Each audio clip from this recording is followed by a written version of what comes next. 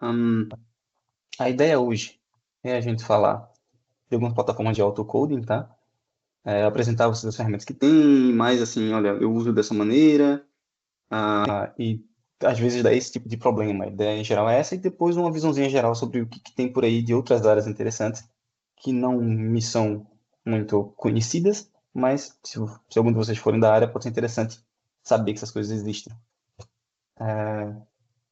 Para ser absolutamente sincero, eu peguei esse desafio com a UB para fazer isso. É uma área super que eu não tenho um super domínio, então a ideia é que de fato ser muito mais introdutório, né, dizer, olha aqui essas ferramentas eu uso dessa maneira, como é que vocês fazem, e começar um papo interessante, porque afinal de contas também me interessa, né, começar a usar melhor esse tipo de ferramenta. Vamos lá. Eu tentei fazer curtinho, ok? A ideia é só a gente só apresentar a vocês o que é que tem, né, de tarefas repetitivas, como é que a gente pode usar isso nesse sentido, usar APIs, as IAs nesse sentido.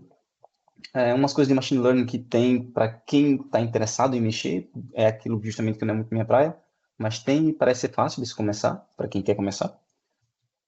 E falar de umas ferramentas que tem, também só apresentando, porque eu não sou de DevOps, mas eu vi umas ferramentas interessantes que parecem ser bem poderosas em DevOps, que a gente toca no assunto mais na frente. Novamente, vou só ser assim, um passant, mostrar para vocês, porque nem tenho esse conhecimento sobre DevOps em específico. Mas o foco é mais em Dev aqui, que é o que eu uso mais, né? Para começar engraçadinho, eu resolvi perguntar ao Gemini como ele define uma IA, e ele define dessa maneira aí, que eu achei um pouco curiosa, lendo aqui rapidinho.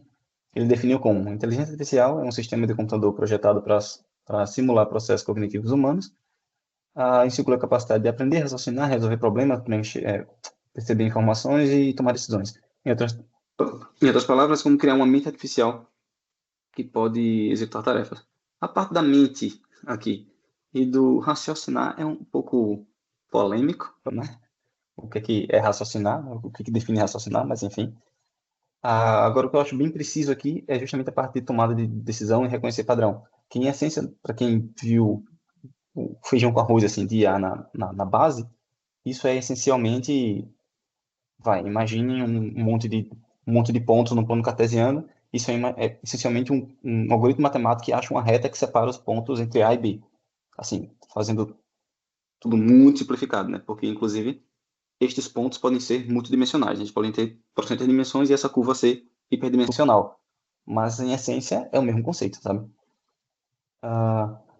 Mas isso é mais para curiosidade, porque na prática a gente não vai fazer isso, a menos para quem vai construir IA, né? A gente vai usar IA em nosso favor, não construí-las, teoricamente. Você pode querer construir se quiser, mas enfim, continuemos. Ahn, Vamos lá. O que eu tenho usado para automatização, para ir direto ao ponto, né? Eu tenho usado muito mais essas ferramentas aqui. A Tab9 aqui eu achei curiosa, elas têm uma pegada diferente que eu não conhecia, né? Eu usava mais o que? O Copilot, o Gemini e o ChatGPT, né? Basicamente para as mesmas coisas, especialmente o Gemini e o ChatGPT. O Copilot em muitas empresas é bloqueado, como é no Banco Santander, por exemplo. O que nos leva a um outro problema sobre informação que a gente vai lidar depois, vai falar depois.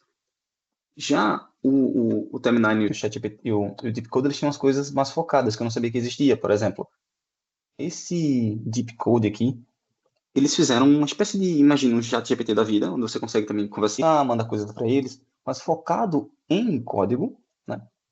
Focado em código, e que tem a, tem a tentativa de fazer códigos menos seguros. Seguro aqui no sentido de não fazer código que deixa vulnerabilidade, que é um dos problemas que a gente pode ter usando o chat GPT da vida.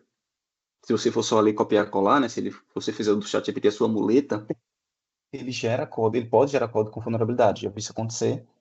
E, bom, é meio vergonhoso, né? Você introduzir uma vulnerabilidade no código que você gerou ele por chat GPT. Mas ele pode te ajudar. Aqui é o que eu vejo de mais, assim, o que eu faço de maior utilidade nele, que não é tão óbvio. Eu já usei o ChatGPT, por exemplo, para comparar documentação. E isso foi muito interessante, assim. Por exemplo, eu vou dar um exemplo real. Eu vinha tendo um problema aí com o tratamento de dados entre back-end e front-end, a coisa não funcionava direito, os dados chegavam bem no back e no front-end, eu fazia tudo o que tinha que fazer, mandava e o back não aceitava o mesmo dado, no mesmo formato. E numa briga retada, me disseram que o formato ISO, que todo mundo que já mexeu com data conhece, né? O ISO 8601. Até que me deu um estalo que, pô, mas existe um outro formato, certo? Então eu fui perguntar ao ChatGPT, para mim o segredo é você dar um certo contexto para ele, porque ele tem uma capacidade, você consegue digitar sabe, um textão enorme, se você quiser. Então eu botei lá um contexto, eu falei algo como, estou tentando tratar um dado de data, e este dado tem um formato ISO tal, tal, tal, do 3001. Existe algum outro formato? Esse tipo de coisa assim. E ele me lembrou, né? Então ele trouxe uma documentação que era a RFC 3339, se não me engano. Que são bem parecidas, a ISO e a RFC. Né? E é muito comum que Java, Go usem por padrão a RFC e Python, JavaScript use ISO 8601. E eu fiquei tipo, tá, e aí? Você vai dar lá, dei lá umas googladas, mas primeira coisa que eu percebi nas minhas googladas, é um pouco mais difícil de achar, porque é muito específico, certas diferenças são muito pequenininhas, mas foi o suficiente para quebrar meu código. Eu percebi que eu achei, a real é que eu achei a resposta no Google depois, eu fui procurar depois por curiosidade. Mas eu voltei pro chat, acho que foi no chat GPT que eu fiz essa, e pedi para ele comparar as duas documentações e me dizer o que era que tinha diferença de diferente. Especificamente, obviamente ele sai falando muita coisa, mas você vai dizendo, né, especificamente nesse formato. E tipo, em coisa de 2 minutos eu consegui achar qual era a diferença entre, entre uma documentação e outra. Ele faz um resuminho ali para você. E, pô, isso é produtividade pura.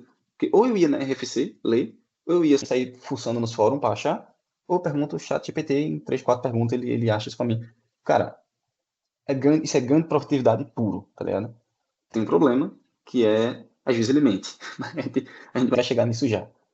Um, outra coisa interessante também, que eu uso pouco, mas já vi outras pessoas usarem, que é pegar um código e jogar nele e dizer otimize, certo? Esse é o que eu dou mais, que eu dou assim, toma cuidado porque ele faz as otimizações, mas primeiro, nem sempre você quer otimizar, porque geralmente otimização é um trade-off, né, entre otimizar e leitura. E especialmente para quem faz front-end, leitura é geralmente mais importante que otimização, mas ele faz, e é interessante. Então, ainda precisa da sua curadoria depois, para saber o que botar, o que trazer, mas é interessante. Ele procura também por vulnerabilidades nesse mesmo sentido de você. Eu já fiz, por exemplo, o teste, né? Eu joguei lá a função, uma funçãozinha aqui, também tinha a ver com data por acaso, mas já tem uns anos. Também tinha a ver com data, eu joguei e perguntei, enfim, edge cases, né? Para ele criar edge cases para aquilo para eu ir testando. Não lembro mais qual foi o resultado que deu, mas o fato é que, de novo, uma mão na roda, né? Porque você fica lá, o que é que você ia fazer se não fosse já um chat? Você fica lá pensando, né? E criando, teste por teste.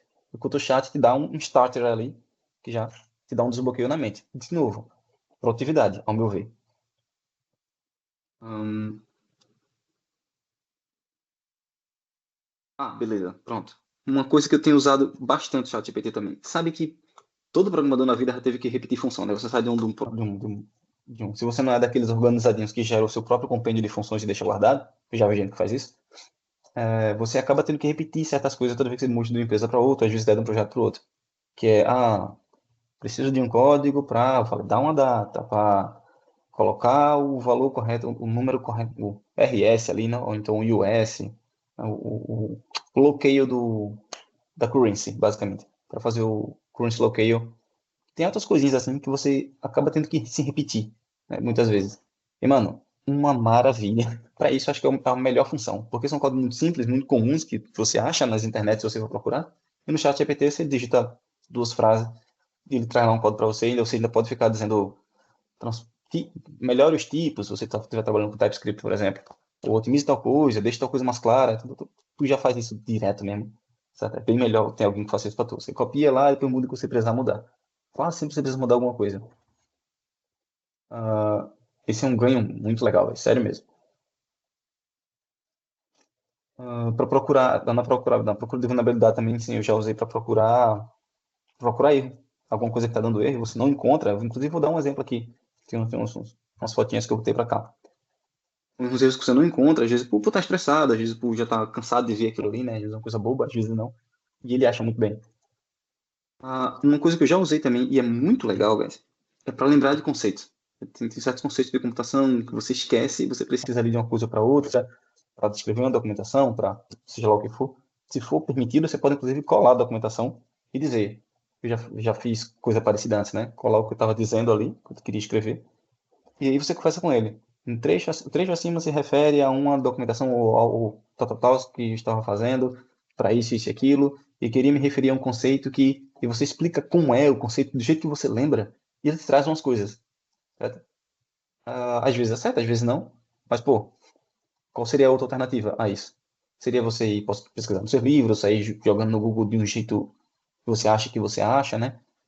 Então, de novo, não substitui, não é a maior maravilha do mundo, mas para mim, substitui uma bela de uma pesquisa no Google, sabe? No mínimo. Porque eu jogo lá, ele me dá o nome do que eu quero, aí sim, eu pego o nome do que eu quero, jogo no Google e relembro. Muito mais fácil. Às vezes até você pode perguntar para ele, resumir o que é aquele conceito, e você, se você já estudou, se já conhece, você lembra muito rápido. Já usei isso para ele algumas vezes, é bem útil. E eu já usei para estudar também. E esse último caso aqui foi acho que um dos casos mais interessantes, mais recentes que eu usei para fazer. E não foi nem com computação, para ser sincero, foi com cartas de tarô.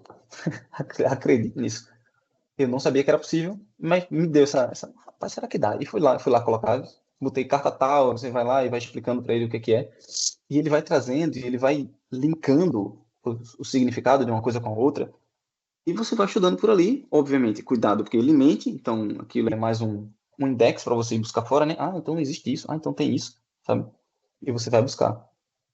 E eu peguei de um colega meu, na verdade, lá no Brasil, que ele paga a versão original, isso eu não tirei print, infelizmente, mas enfim, ele paga a versão paga, né? Enfim.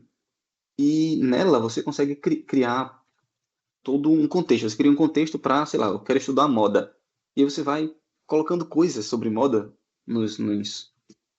ele tem todo um layoutzinho, você vai colocando e vai dizendo sobre o que é cada contexto, e o bicho fica muito inteligente, é muito interessante, né? E aí você vai conversando com ele e tirando insights dali. Novamente, não é perfeito, às vezes ele mente, então você tem que sempre estar tomando esse cuidado, mas você consegue tirar muito bons insights e fazer essa conexão de informação, né, que é muito difícil às vezes. Então, olha, eu já usei e recomendo. Isso foi justamente um exemplo do conceito que eu falei para vocês. Olha como eu escrevi, eu não lembrava bem do conceito, enfim. Que é basicamente, sabe aquelas funções que você, enfim, é uma função que ela, dentro de um objeto, que ela retorna o próprio objeto, para você poder encadeá-las, sabe? Como em JavaScript, são os maps, filters, né? Aquelas funções funcionais. E existe um nome para esse conceito, de onde esse conceito veio, na verdade, que veio da programação funcional, onde você não trabalha muito com variáveis, você vai ali criando um pipe onde o dado, né, vai fazendo um stream de data, onde ele processa, muda para outra, é retornado para outra função, que é retornado para outra, que é retornado para outra, e assim vai. Isso tem um conceito, isso tem um nome, mas eu não lembrava. E aí ele mostra as mônadas, inclusive aí eu peguei daí, fui ler de novo e fiquei tipo, ok, sabe? É bem interessante, é bem complexo. Mas perceba, dá para usar. Aqui foi o para erro que eu estava falando, certo? O que é muito interessante, porque eu vou contar esse caso aqui, que me aconteceu. O que me aconteceu foi, comecei a trabalhar num projeto antigo, em que as pessoas que trabalhavam nele não usavam um autoformatador. E era um projeto grande, certo? Então estava meio complicado de ler assim, enfim, não, tá bom, isso é fácil, né? Instalei lá um autoformatador, rodei o código, funcionou, beleza, zero problema. Quando eu fui rodar de novo, tava dando um erro. Eu falei, não é possível. Como é que um autoformatador pôs um erro no código? Isso não é possível uma coisa dessa. Então, eu já saí do meu mindset de isso não é possível e ficava olhando para aquele código e eu não via o problema. Eu não via o problema. Eu falei, mas tá tudo certo. Pronto, ali você trava, né? Se você não tiver alguém para lhe ajudar.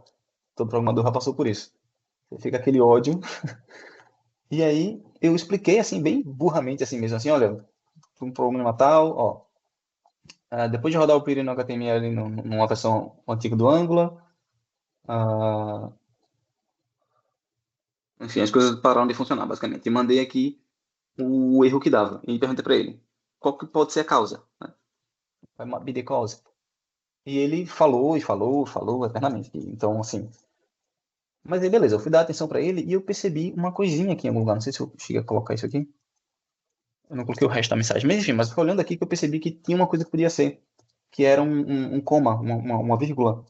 que em Angular, eu não sei se na versão atual eles já removeram isso, mas enfim, nas versões mais antigas, se você tiver se você tiver um objeto e o último item do objeto tiver uma vírgula, como em JSON, ele não lê aquilo bem. Aquilo dá erro sintático. Certo? Mas imagina como é que o código imenso, que já estava meio desorganizado, o Pretty quebrou ele inteiro, o formatador quebrou ele inteiro, para você ver que aumentou uma vírgula aí. Você não vê, sabe? Aí eu fiquei tipo, pô, ok, fui lá, tinha vírgula. Mas agora tem outro problema. Eu não queria remover o autoformatador, eu queria que o autoformatador continuasse lá. Mas eu também não queria que o autoformatador colocasse a vírgula. Eu queria que ele não colocasse. E só quando fosse HTML, porque no resto do código precisava colocar a vírgula. O que é que eu podia fazer? O que é que qualquer programador ia fazer? Ia pensar numa frase boa para pesquisar, jogar no Google, né, ou ir direto na documentação da ferramenta, papai, e buscar.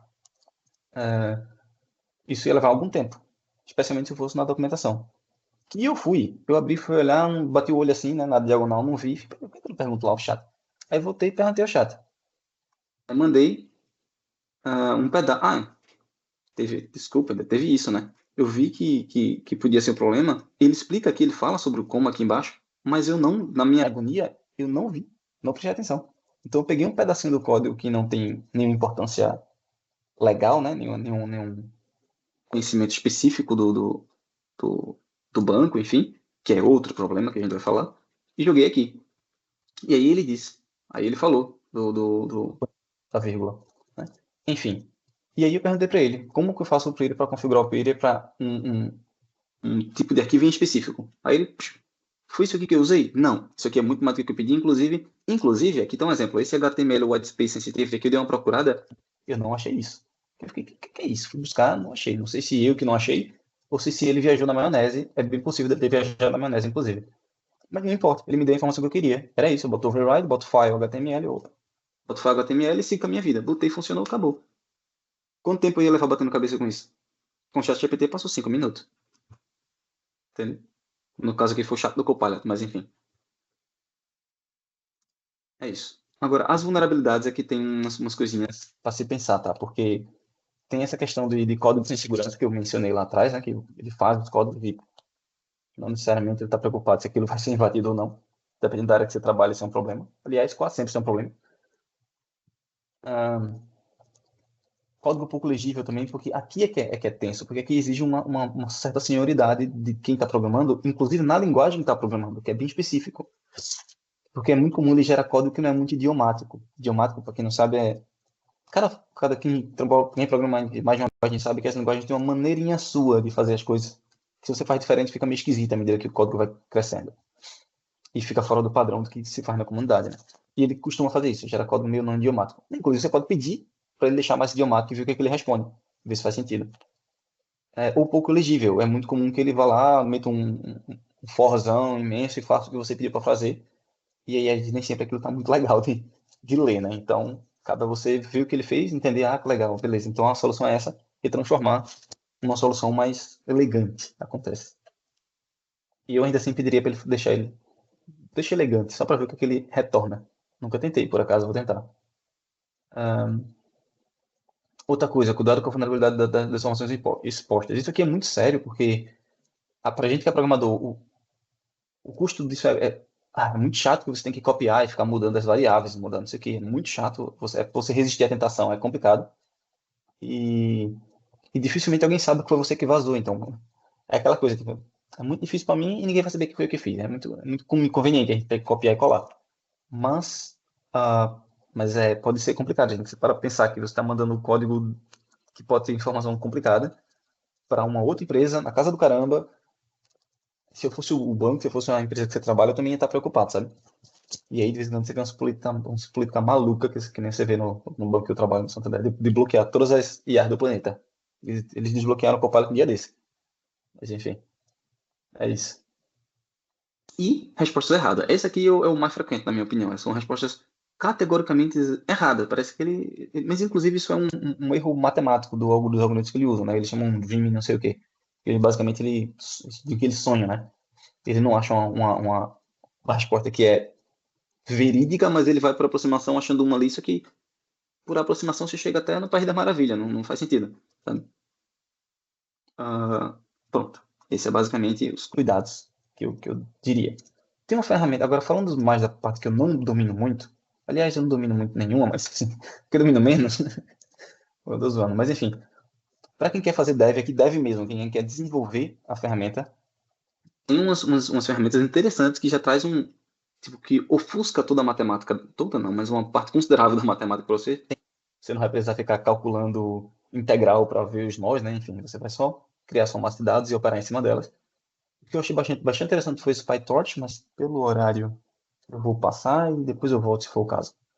Vocês podem googlar em qualquer momento, eu só ia basicamente mostrar o primeiro vídeo que vocês acham no YouTube com PyTorch. Não sei se é o primeiro, mas é pequenininho, vai. Um vídeo de 2 minutos, onde a pessoa faz um códigozinho e para você ver que é simples. Para quem tiver interesse em por onde começar, eu recomendaria aí PyTorch. Eu já tentei TensorFlow no passado, apanhei um pouquinho e o projeto morreu, então eu acabei não aprendendo muito. Mas esse PyTorch parece mais fácil. Fica a recomendação. Para quem é DevOps, é que eu vou mostrar, porque eu achei umas coisas muito legais, assim. O problema é que me parecem muito legais, assim, de coisa de você botar todo o seu log, conseguir colocar todo o seu log nessa plataforma de, de IA, e ela conseguir, inclusive, predizer certas coisas baseado no teu log. Tu vai dizendo o que são aqueles logs e ela vai dizendo, ó, o teu movimento, o que aconteceu, predizer erro, ó, teve tal erro, pode ter sido tal coisa, tá ligado? Putz, isso é uma, para quem já quem fez back-end, fez um pouco na vida aí, sabe que ficar olhando, passando o olho ali no log, ó, consome um tempo e talvez isso possa ajudar. Deixa eu abrir aqui. Se liga nisso. Eu só vou mostrar o site para vocês, não é nada demais, mas... Cadê? Tem um videozinho aqui, onde ele mostra... Software performance and security. To identify issues before customers see them, understand root cause, and simplify the engineering process. That's where New Relic comes in. It's the only platform where you can process all your telemetry and monitor all metrics, events, logs, and traces in one place. And see this? All your workflows are in one view, so you can stay in your flow. Do a deep dive into your cloud and infrastructure and services in a click. Check it out. Enfim, não é muito mais do que isso. Essa aqui eu acho que ela foca mais em telemetria, na New Relic. E a outra... E a outra nem tanto. A outra também tem uma IAzinha por trás que eu não sei bem como funciona, mas que vendo que você consegue também colocar seus pipelines e gerar dado em cima disso. Eu já vi também, já me falaram de umas sobre que é em DevOps, mas mais voltada para o desenvolvimento, que você consegue mandar... Você passa ali, enquanto você está fazendo os testes, esse tipo de coisa, ela consegue fazer algumas automatizações para você. Esse eu não busquei, não tive esse tempo, mas enfim, o fato é, tem ferramenta de IA para DevOps também, e que eu já vi gente, inclusive, que trabalha na UBI, trabalhando em empresa que usa. Então, não é coisa de outro mundo que não chegou ainda no mercado. Aparentemente já chegou. Então, se você DevOps, eu queria pelo menos dar uma olhada para saber o que está fazendo nesse sentido.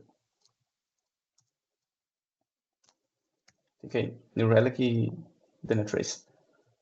Bom, um resumo. Acho que eu já meio que já fiz o resumo quando estava falando aqui. Me perdi aí, passei um pouco pela mão, mas foi bom que já estamos acabando. Que é se você é dev e não está usando, pode estar perdendo um pouco aí de produtividade, é uma coisa que podia estar te ajudando.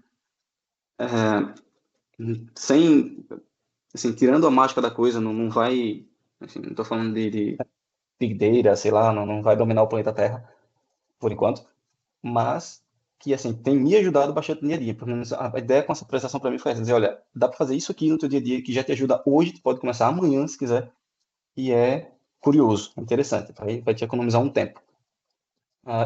Mas tem aqueles probleminhas lá que eu falei para vocês, com segurança, com vazamento de informação e com a imaginação dele aí. Bom, quem tiver perguntinhas, a hora é agora.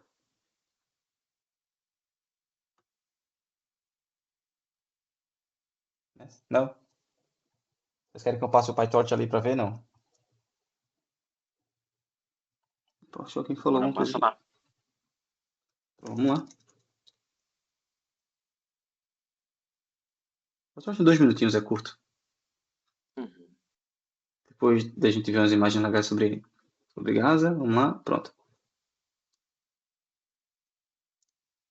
Some of the world's most famous artificial intelligence products. It was created at the Meta AI Research Lab in 2016, but is actually derived from the Lua-based Torch library that dates back to 2002. Fundamentally, it's a library for programming with tensors, which are basically just multi-dimensional arrays that represent data and parameters in deep neural networks. Sounds complicated, but its focus on usability will have you training machine learning models with just a few lines of Python. In addition, it facilitates high-performance parallel computing on a GPU, thanks to NVIDIA's CUDA platform. Developers love prototyping with it because it supports a dynamic computational graph, allowing models to be optimized at runtime. It does this by constructing a directed acyclic graph consisting of functions that keeps track of all the executed operations on the tensors, allowing you to change the shape, size, and operations after every iteration if needed. PyTorch has been used to train models for computer vision AI like Tesla Autopilot, image generators like Stable Diffusion, and speech recognition models like OpenAI Whisper, just to name a few. To get started, install PyTorch and optionally CUDA if you want to accelerate computing on your GPU. Now import it into a Python file or notebook. Like I mentioned, a tensor is similar to a multi-dimensional array. Create a 2D array or matrix with Python, then use Torch to convert it into a tensor. Now we can run all kinds of computations on it, like we might convert all these integers into random floating points. We can also perform linear algebra by taking multiple tensors and multiplying them together. What you came here to do though is build a deep neural network, like an image classifier. To handle that, we can define a new class that inherits from the neural network module class. Inside the constructor, we can build it out layer by layer. The flatten layer will take a multi-dimensional input, like an image, and convert it to one dimension. From there, sequential is used to create a container of layers that the data will flow through. Each layer has multiple nodes, where each node is like its own mini statistical model. As each data point flows through it, it'll try to guess the output and gradually update a mapping of weights to determine the importance of a given variable. Linear is a fully connected layer that takes the flattened 28 by 20 and transforms it to an output of 512. This layer is followed by a non-linear activation function. When activated, it means that feature might be important and outputs the node, otherwise it just outputs 0. And finally, we finish with a fully connected layer that outputs the 10 labels the model is trying to predict. With these pieces in place, the next step is to define a forward method that describes the flow of data, and now instantiate the model to a GPU and pass it some input data. This will automatically call its forward method for training and prediction. Congratulations, you just built a neural network. This has been PyTorch in 100 seconds. Thanks for watching, and I will see you in the next one.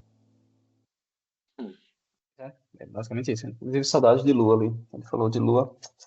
Mas enfim, esse é outro assunto. Bom, é isso, guys. Por hoje é só. Se vocês não tiverem nada para comentar, também não tem. Ô, Leonardo, eu nunca utilizei o Copilot. Eu consigo utilizar ele em qualquer ideia ou eu preciso de alguma ideia específica? Pô, essa é uma excelente pergunta, porque é a única boa razão para você usar o Bing na sua vida. Você usar o Edge, na verdade. Você vai para o Edge da Microsoft, estou brincando, mas enfim, você vai para o Edge da Microsoft e lá você tem um chatzinho em cima. Quando você clica, aquilo é basicamente o chat, o Copilot pago para você pela Microsoft. Então é uma excelente ferramenta. Você não vai ter acesso a ele de graça, que eu saiba, a não ser pelo Edge. Mas olha, é bom. Eu tenho usado bastante lá no banco. É a única que tem, né? Boa, boa. Cara, eu recentemente no IntelliJ, eu vi que eles colocaram uma IA lá para fazer a parte de documentação. Eu estava fazendo um projetinho de back-end, e aí ele estava, ao mesmo tempo que eu estava fazendo, aí ele perguntava, você quer que eu gere já a documentação? E aí eu cliquei para me ver, entender, ver. Coloquei lá, ele gerou ali a documentação falando o que cada função faz e dando um exemplo para a próxima pessoa que chegar lá e não souber de nada do que está fazendo e como fazer o uso daquela função. Achei muito bom isso, cara. Muito massa. Eu sempre tenho que supervisionar, por exemplo, ela dificilmente vai acertar os termos do negócio, né? Porque quando você está trabalhando num projeto de computação, você sempre tem termos que são específicos do negócio, né? Por exemplo, conta sempre tem um significado específico a depender do projeto que você está ali, enfim. E aí talvez nessa documentação é bom ler e trocar certos termos para ficar mais claro com o que está sendo no contexto geral do projeto que ela pode não pegar. Enfim, basicamente isso. Você tem que estar sempre supervisionando, mas, economiza um tempo arretado, você vai ter que escrever tudo, tá ligado? Exato. Agora, tu precisa ler e ver se faz sentido. M. Venâncio, por favor. Boa. O Leonardo, é Matheus. Não tinha Boa, como, obrigado. obviamente, você sabia. Deixa eu te perguntar. Eu lembro que um tempo atrás, em relação ao ChatGPT, por exemplo, tinha uma questão muito séria que era sobre vazamento de dados. O pessoal que pegava a URL, por exemplo, alterava lá a string final lá, conseguia ver, por exemplo, as mensagens que você havia mandado. Então, quer Exato. dizer, você sabe alguma coisa no que diz respeito à privacidade? Como que está em matéria de segurança? As coisas ficam todas armazenadas lá. A gente sabe que é utilizado para fazer treinamento, né? Eles treinam o mecanismo com as nossas informações, né? Isso está dando Exatamente. de graça o valor para o negócio, né?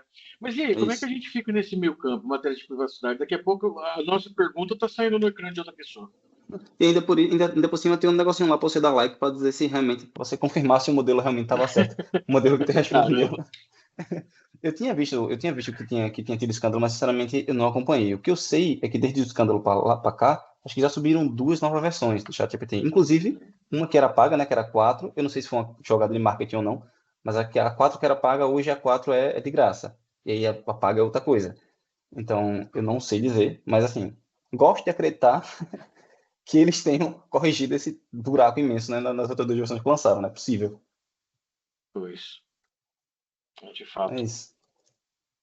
Mas falta que está tudo lá realmente, né? É o que você Exato. disse mesmo. Você troca as informações, você coloca valores fictícios ali, porque senão uma hora ou outra casinha cai. Não, exato, exato, não. O que eu Exato. faço é colocar coisa que, tipo, aquilo ali, uma div com imagem, um base 64 no meio. Não tem inteligência de ninguém ali dentro. Mas de qualquer maneira eu estou treinando o modelo, né? Mas aí é o trade-off, né? Eu treino o modelo para eles me dão tempo. Essencialmente é Exato. isso. Tá É ligado? uma troca. É isso mesmo. Show de bola. Pronto. É isso, pessoal. Se vocês não tiverem mais perguntas, estão liberados.